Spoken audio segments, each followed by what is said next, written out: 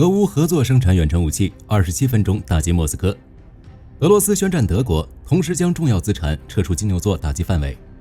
俄罗斯遭遇了史上最大规模泄密事件。土耳其和比利时加入无人机联盟驻乌。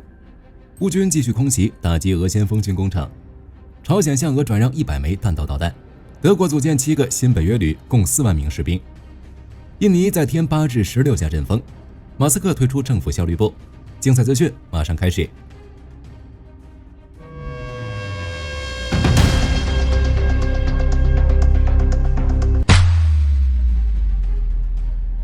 在德国和乌克兰签署的50亿欧元援助计划中，有一项协议是为乌克兰生产远程武器提供资金。值得注意的是，德国国防部在声明中强调，首批由德国资助乌克兰生产的远程武器有望在几周内投入使用，且这批武器为乌克兰国产，无需额外培训。什么样的远程武器能生产这么快，还能直接使用？因此，火力军怀疑，要么德国很早就资助了乌克兰生产远程武器，要么就是暗地里资助了金牛座导弹，现在只是通过更改涂装，将金牛座变成乌克兰国产导弹。当然，无论是哪种情况，莫斯科被打击的命运是没跑了。综合南德意志报、镜报等德国媒体报道称，乌克兰首都基辅距离莫斯科的直线距离约为750至760公里，乌克兰边境距离莫斯科的距离约为450至550公里。若是前者，德国出资帮助乌克兰生产巡航导弹，根据计划，生产的远程导弹射程可达2500公里，基本可以覆盖了俄罗斯全境。若是后者，也就意味着乌军已经掌握了金牛座导弹的使用，仅只需27分钟，导弹就能飞抵莫斯科，在克宫头上开花。而且德乌联合生产远程武器的做法，可能也意味着乌克兰国产远程武器已经可以实施大规模打击了。不过德国积极援助乌克兰的做法让俄罗斯十分恼火，用出了惯用的嘴炮进行威胁。首先是宣布对乌开战3人之一，现任俄外长的拉夫罗夫，他无能狂怒地批评德国正在参战。他认为梅尔茨政府的举动将导致德国崩溃。俄国家安全委员会副主席梅德韦杰夫也愤怒表示，德国再次成为了俄罗斯的敌人，并向德国发出警告，若是有消息称德国参与了向俄领土发射远程导弹的行动，那么俄罗斯将做出任何报复性行动。俄罗斯国家杜马国防委员会主席和俄罗斯 RT 新闻主编西蒙尼扬还补充说，俄罗斯已经准备好拦截金牛座导弹了，并且会进行反击，打击导弹发射场，甚至会袭击柏林，对德国宣战。从俄罗斯的反应来看，俄军高层对金牛座导弹还是非常忌惮的，想来是因为这款武器能够穿透6米厚的混凝土，轻易摧毁克里姆林宫的防御，对他们进行定点清除行动。于是这些俄高管就想用威胁来逼迫德国、欧洲停止援助乌克兰，甚至再次画下了可笑红线。那俄罗斯的威胁对德国管用吗？那肯定是不管用的呀。5月29日时，梅尔茨在接受德国电视2台 ZDF 采访时就表示，向乌克兰提供金牛座导弹是可能的，但这将需要乌克兰士兵接受数月的训练。现在正加强对基辅的军事支持，增加对俄罗斯的制裁。德国这是一点没怂，作为一个3次崛起的国家，德国人的意志力是无法想象的强大。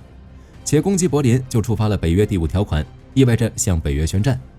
俄军如今深陷俄乌战争的泥潭，若再和北约开战，火力军敢断定开战之日或许就是俄罗斯灭亡之时。值得注意的是，5月29日有很多消息在传，俄国防部的多架飞机已经从莫斯科多次往返，说是正在将重要资产撤到金牛座导弹乌克兰远程武器射程之外，以避免被击中。原来先怂的是俄罗斯。另外，麻烦俄罗斯在威胁别人之前，还是先管好自己内部的事情吧。综合丹麦观察和明镜周刊的报道，俄罗斯遭遇了史上最大规模的泄密事件，超过200万份文件被曝光。更为关键的是，这些机密文件大都是俄军11个核武器储存设施的细节资料，其中包含各大战略要地的蓝图，如位于亚斯尼的绝密基地。在曝光的资料中，不仅有该基地的武器系统，先锋高超音速导弹就在该基地，还有该基地的整个布局。资料中标明了该基地的隧道和指挥系统，甚至就连厕所的位置都标注得一清二楚。其他核设施资料也大抵类似。而曝光的原因，报道分析认为，这可能是俄军承包商不小心将核基地资料发到了网上，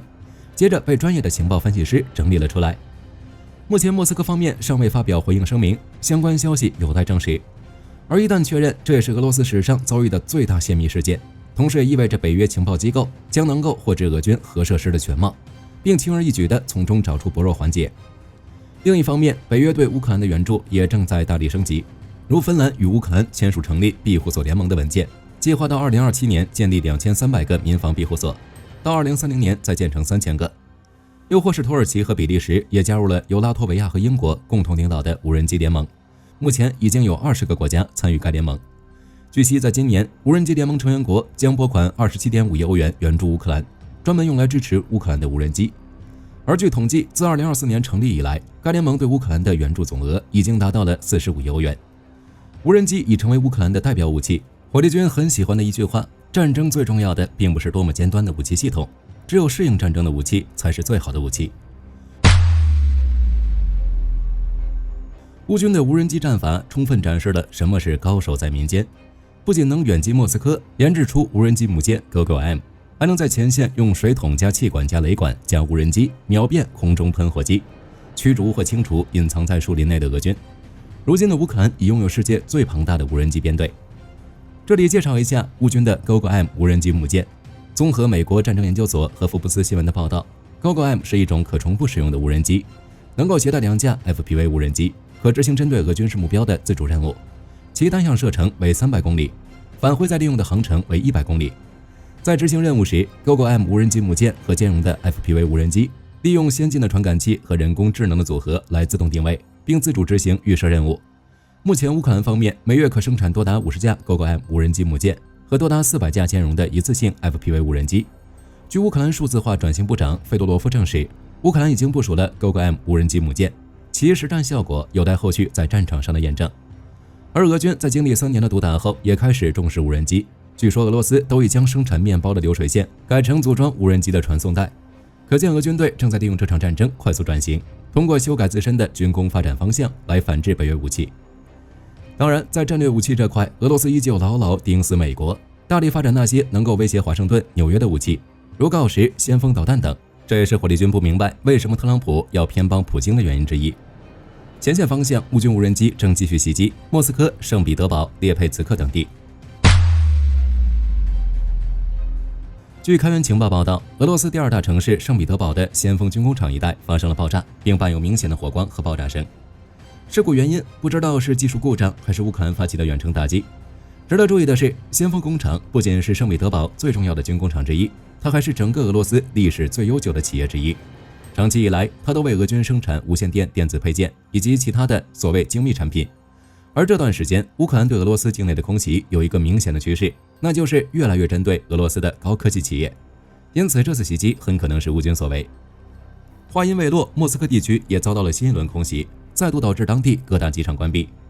如距离莫斯科市中心仅19公里的弗努科沃国际机场，因无人机威胁实施了管制措施，一度暂停了飞机起降。尽管俄官方随后宣布恢复了机场运营，但前后还是有62个航班被取消，造成上千名乘客滞留。此外，莫斯科附近索尔涅奇诺格尔斯克地区的一个建筑市场也因袭击突发大火。从披露的画面看，该市场已被大火吞没，初步预计过火面积超过了2100平方米。其他地区也都遭受到了乌军无人机袭击而受损严重，如卡冷施塔的无人机工厂、安格斯特雷姆微电子工厂、德米特罗夫斯基炸药工厂等。俄官方声称在各地击落了112架来袭无人机，但其强调没有造成重大破坏，只是没对火灾做进一步解释。乌克兰方面则宣称，这些突袭行动是对俄罗斯5月25日袭击基辅的报复。乌克兰将视俄军的袭击等级发起相应的对等攻击。目前更多损失有待进一步澄清。而随着乌克兰对俄本土的无人机打击愈演愈烈，俄罗斯防空系统疲惫不堪。接下来乌克兰还将发起怎样的行动，火力军将持续关注。当然，俄军对乌克兰的空袭也在激增，其连续3个晚上用无人机和导弹轰炸了乌克兰各地的城市。如据战争研究所报道，俄军从罗斯托夫州、奥缪尔和库尔斯克等方向向乌克兰发射了90架沙赫德和诱饵无人机。虽然乌防空部队击落了其中10架，电子战压制了46架，但仍造成哈尔科夫至少9人受伤，多处建筑物受损。而且根据多边制裁监测小组5月29日发布的一份报告显示，朝鲜在2024年就已向俄罗斯转让了多达900万枚炮弹和至少100枚弹道导弹，因此俄军的空袭可能还将持续一段时间。苏梅方向，乌克兰军事观察员马绍维茨报告说，俄军在第40、155独立海军步兵旅、第200独立摩托化步枪旅以及第30摩托化步枪团的合作下，进攻并占领了边境地区的科斯强季尼夫卡和沃洛季米里夫卡村，其正向金德拉季夫卡和尤纳基夫卡方向推进，正试图建立起普京说的缓冲区。而乌军方面，其边防局发言人安德烈·德姆琴科预警说，俄军已在库尔斯克集中了足够的兵力，随时都能对苏梅发起进一步攻击。不过，据乌克兰军事情报局截获的消息称，俄罗斯边境地区的居民开始抱怨，他们的生活区已经不适合居住了。库皮扬斯克方向，乌克兰哈尔科夫集团军发言人沙姆申中校表示，俄军正试图将设备从德沃里奇纳附近转移到奥斯基尔河右岸，从而加强该地区的进攻行动。但乌军早早便发现并正在打击俄罗斯浮桥和试图过河的装甲车辆。莱曼方向，俄军正在里奇杜布村推进，有消息说俄军已经占领了这里并升起了旗帜。与此同时，乌克兰军事观察员马绍维茨报告说，俄军利用巨大的人力优势正逐步向前推进。如俄军第1和第15摩托化步枪团从5月27日开始就不断向利波夫和卡皮夫卡方向进攻，推进了约 1.2 至 1.5 公里。俄军第254摩托化步枪团也可能会选择绕过了泽莱纳多利纳村进行增援。目前乌军正在依托地形节节阻击，尤其是在当地渔场附近，俄军已将俄军第252摩托化步枪团拦截在了这里。巴赫穆特方向，乌克兰空军再度出击，使用 ASM 制导炸弹摧毁了当地俄军一个指挥部和步兵阵地。目前俄方尚未回应此事，具体的位置和战损消息有待进一步确认。与此同时，乌军还发射海马斯火箭弹，在前线击毁了俄军3套防空系统，分别是2套山毛榉和1套道尔。总而言之，在俄军大举进攻乌东各地的同时，乌军也在空中和地面发起阻击，双方的交火持续扩大。战场之外，德国将组建7个新旅，共计4万名士兵，来进一步增强国防力量。路透社援引多名消息人士披露，北约正在推动一项新的兵力部署计划，要求德国在额外组建7个旅，总计约4万名士兵，来强化欧洲防御。并且报道称，这一要求将列入北约防长会议即将批准的下一轮兵力与装备目标方案上，理由是俄乌战火未息，防御压力激增。据悉，北约旅级兵力目标本来是组建80个旅，但新一轮的兵力部署计划拟将总数提升至120至130个，其中德国新增的这7个旅就是这庞大数字中的关键拼图之一。有匿名的相关军事高层透露，北约的最终目标是凑齐130个旅级单位，其中德国承担的比例前所未有。2021年，柏林曾承诺至2030年向北约提供10个旅作战能力，至今德军已完成8个旅的组建，第9个也快完成了，就是刚宣布成立的驻立陶宛第45装甲旅，计划于2027年全面运转。但如今北约追加4万兵员的要求，意味着德国不仅要提前完成原有计划，还得再翻近1倍。那么问题来了，这多出的4万兵力从何而来？要知道，按照德国联邦国防军早在2018年设定的目标，其总兵力早就应该达到20.3万人，但截至目前，德军依旧存在约2万名士兵的缺口。且据德国国防部的数据显示，其征兵困难、兵员留存率下滑、军事训练与现代化脱节，已成为其内部常态。这就更不用提要新增加的整整7个旅的编制。更具挑战的是，这7个新旅的武器装备该如何满足？仅以防空为例，或许这就是为什么皮斯托里乌斯说要把德国防空力量提高4倍的原因吧。因为只有这样才能满足这新增7个月的设备需求。但这样的难度可想而知，这不仅关乎资源分配，更是几乎重构了整个军力体系。目标难度这么高，北约为什么降低反而升高了呢？火力军认为，这主要原因和美国从欧洲撤军有关。在特朗普重新执政后，欧洲要为自己安全买单的警告就不断从特朗普团队口中传出，且正从口号向政策转变。如2024年秋季，特朗普曾在一场闭门会议上表示，美国应削减驻德美军规模，并重新评估对北约的财政支出义务。这一迹象令欧洲政坛神经紧绷，毕竟美军在德国的存在不只是军事力量，更是北约战略信任的锚点。如果未来美军突然进行战略收缩，德国就只能靠自己支撑防线了。因此，即便目前德国内部对扩军还未达成共识，国会预算中也未明确新增7个旅的财政来源，但为了未来安全，目标再难也要执行下去。除了德国外，其他国家也花费了大量资金来提高欧洲防务力量。如当前欧洲多国的国防开支已达到 GDP 的 2% 门槛，正不断朝着特朗普反复提出的 5% 目标提升。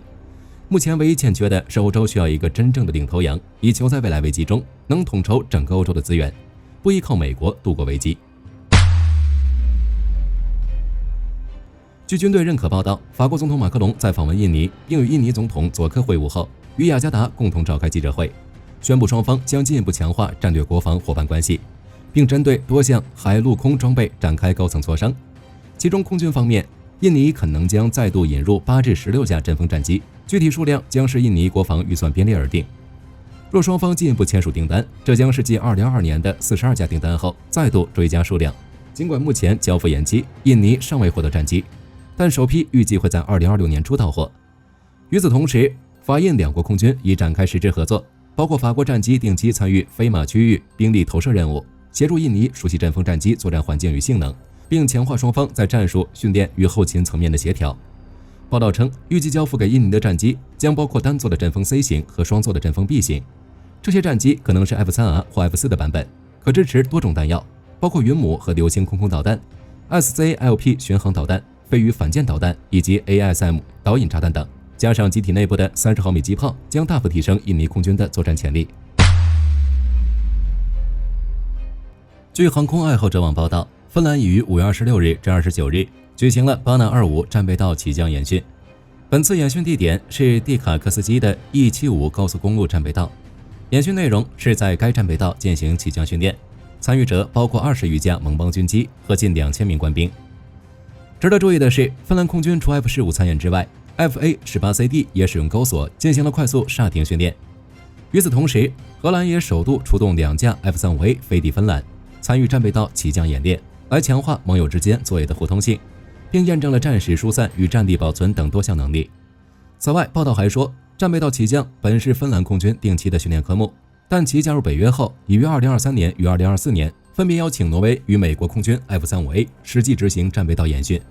今年则扩大让荷兰的 F-35A 机队参与，除借机分享相关作经验，提升作业互通性外，也能在友军基地遭逢敌方攻击受损之际，通过迅速疏散战机来维系空防战力。据德国之声报道，马斯克即将离开特朗普政府，结束其主导政府效率改革的130天任期。在任期时间里，大刀阔斧推进裁员改革，重塑了多个联邦机构，但最终未能实现其追求的所谓跨时代节省目标。对于离任一事，路透社援引一名白宫官员的消息称，马斯克的离任程序将于5月28日晚开始。马斯克稍早也在 X 平台上发文，感谢特朗普总统，并称其在政府效率部担任特别政府雇员的任期即将结束。马斯克的离职既迅速又缺乏正式程序，这里面难道有什么隐情吗？据一名知情人士透露，马斯克在宣布离职前并未与特朗普进行正式沟通，其离职决定是在高层幕僚层面做出的。尽管离职具体情况尚不明朗，但他在离职前一天公开批评了特朗普主打的关税法案，称该法案成本过高，并会破坏他与美国政府效率部的改革工作。另一名消息人士则称，白宫副幕僚长米勒等高级官员对马斯克的言论感到不满，但白宫也不得不紧急致电共和党参议员，重申特朗普对该法案的支持。至于马斯克和特朗普本人关系当然十分密切，不然也不会花大价钱助其夺得总统之位。但马斯克的离职是在其政治地位呈现逐步下滑趋势之后发生的。马斯克在特朗普就任总统后，就迅速成为其圈内关键人物。他高调且直言不讳，毫不顾忌地挑战政府传统。如在2月保守政治行动会议上，他挥舞着一把红色金属电锯登场，引来众人欢呼。马斯克宣称这是铲除官僚主义的电锯。又或是在竞选期间，马斯克曾表示政府效率部能削减至少2万亿美元的联邦支出，可见马斯克从不掩饰他对联邦官幕僚体制的反感，但这也让他和内阁渐行渐远。据消息人士称，起初对马斯克超能力呈欢喜态度的内阁成员，渐渐开始对其激进策略持保留态度。其外在表现，如特朗普于3月初重申人事安排决定权在各部门部长手中，而不是马斯克，内阁成员因而更有信心反对后者的裁员措施。又或是马斯克曾与3位特朗普内阁高层发生冲突，即国务卿卢比奥、交通部长达菲以及财政部长贝森特。这工作做得不顺心，加上本就到期了，拥有超能力的马斯克自然也就走了。不过报道也称，马斯克的离职并不影响政府效率部继续存在。美官方表示，政府效率部的工作将继续推进。马斯克也称，随着改革深入政府体系，政府效率部的使命只会越来越强。好了，本期节目到这里就结束了。大家认为梅尔茨说的未来几周内投入使用的远程武器会是谁呢？欢迎在评论区留下你的看法。我是火力军，下期再见。